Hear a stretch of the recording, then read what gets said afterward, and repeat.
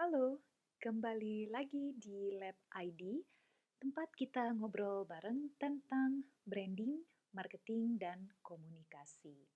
Seperti yang disebut di episode terdahulu, kita bakalan bahas strategi brand rokok SC Mild dari sisi kemasan. Karena ternyata packaging mereka cukup ampuh buat narik minatnya konsumen. Walaupun secara budgeting iklan bisa dibilang jauh ya dari pemain besar lain di tanah air. Ngomong-ngomong tentang iklan, aturan periklanan di Indonesia buat industri rokok makin lama semakin ketat. Jadi nggak boleh nunjukin produk rokok, apalagi orang yang lagi mengkonsumsi atau menghisap rokok.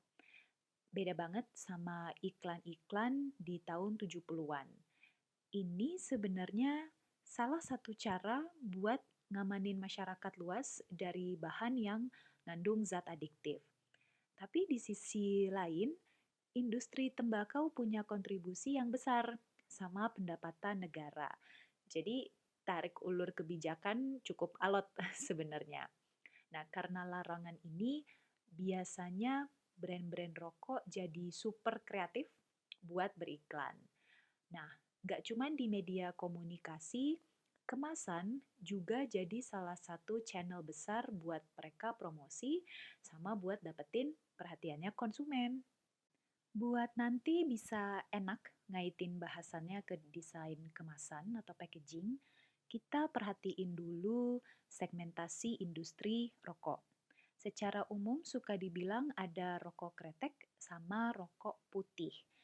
Nah, buat orang awam nih kayak aku, selama ini ngiranya rokok putih itu yang ujung di bagian mulutnya warna putih.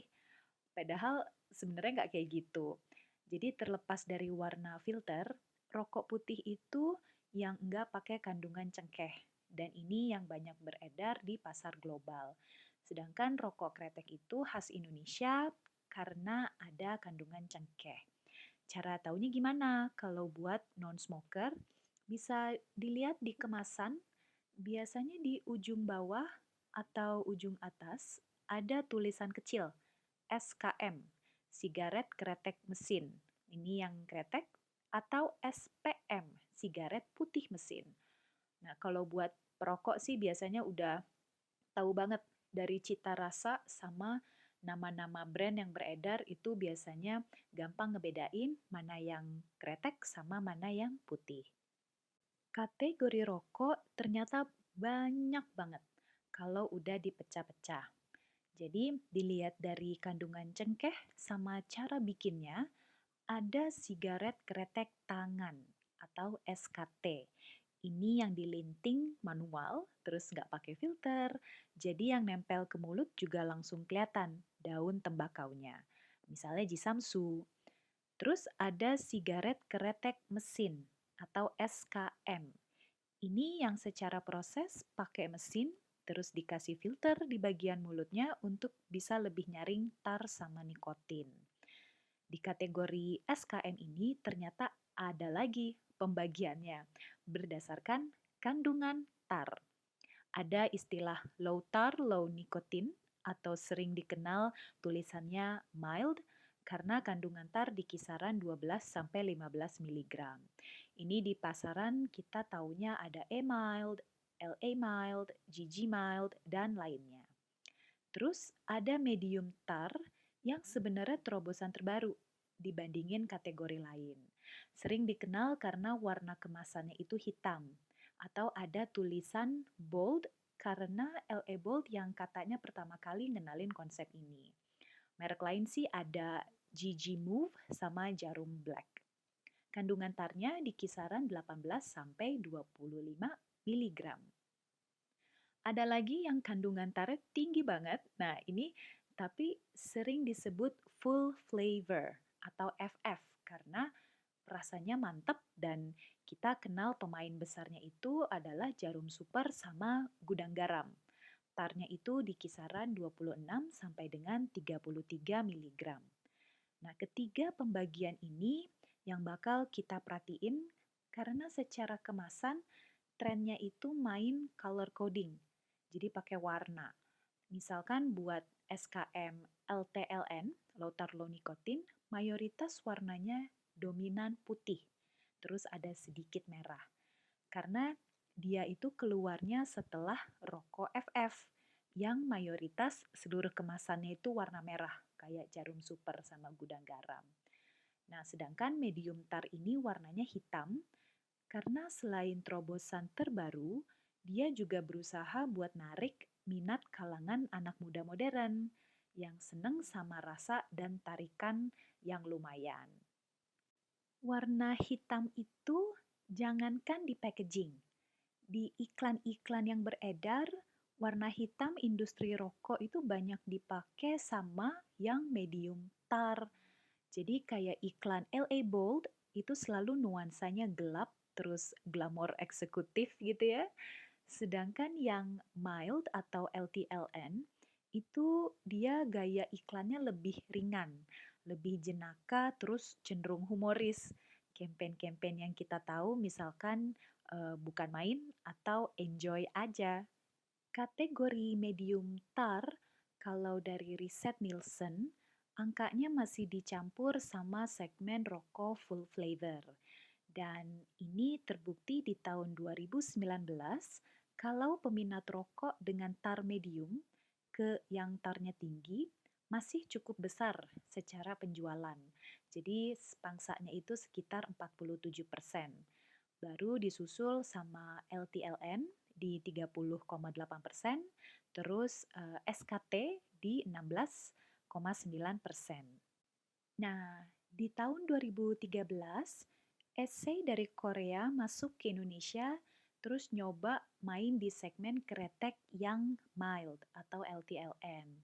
Keunikan lainnya yang mereka tawarin pasti kita biasanya udah tahu itu karena diameter ukuran rokoknya sangat tipis, langsing. Istilahnya itu adalah super slim. Cuman yang paling menarik warna kemasannya SC Mild. Untuk ukuran rokok LTLN dengan kandungan tar di 12 mg, jadi persis ya kayak E-Mild punya, dia kasih warna packaging itu hitam, seolah-olah masuk ke kategori yang medium tar atau bold. Nah, ini kira-kira disengaja atau nggak sengaja? Konsumen juga bakalan kekecoh terus kecewa atau gimana nih? Pas aku coba iseng tanya ke perokok SC Mild yang kebetulan dulunya mantan perokok full flavor merek lain, dia bilang SC ini masih nggak terlalu jauh sama rokok yang sebelumnya dia konsumsi. Karena menurut dia rasanya itu mantep, terus berasa banget, tapi tarikannya itu smooth atau enteng. Nah, menurut dia ini mirip juga sama yang bold. Ada dua hal yang menarik menurut aku. Pertama, kayaknya konsumen ini nggak terlalu aware sama tulisan mild di kemasan yang maksudnya itu nunjukin kalau ini rokok low tar, low nikotin, seperti E-Mild gitu. Yang kedua, ternyata dia milih SC Mild ini karena didorong sama habitnya beli rokok dengan kemasan hitam atau merah. Jadi yang secara kandungan tar lebih berat atau lebih mantap gitu ya. Sehingga dia ngira secara kandungan itu ya nggak akan beda-beda jauh lah gitu. Dan dia jadi enjoy sama pilihannya si SML ini karena kaget bahwa kok tarikannya ternyata enteng ya dengan rasa yang cukup mantap.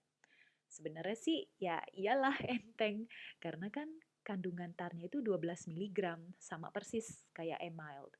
Tapi di sini kita jadi tahu pentingnya apa yang ada di benak si konsumen. Jadi dia ngira ini rokok medium tar atau FF sedikit mungkin ya karena faktor warna kemasan. Artinya, essay bisa narik konsumen-konsumen perokok medium tar sama FF dan bisa ngasih surprise tarikan yang enteng hanya dari modal kemasannya aja.